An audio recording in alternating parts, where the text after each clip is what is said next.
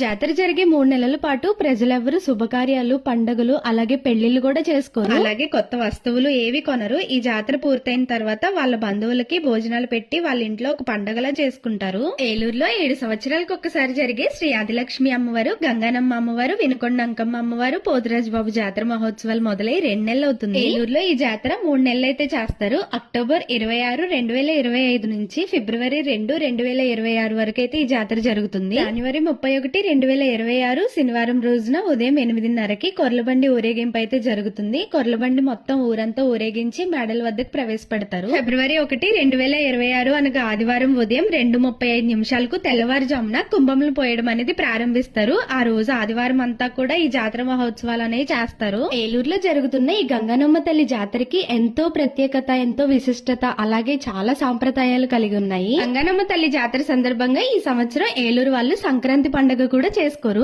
ఈ జాతర సమయంలో అమ్మవారు నగర సంచారం కూడా చేస్తారు. ఫిబ్రవరి 2వ తేదీన లక్షలాది మందితో ఊరేగింపు అయితే జరుగుతుంది.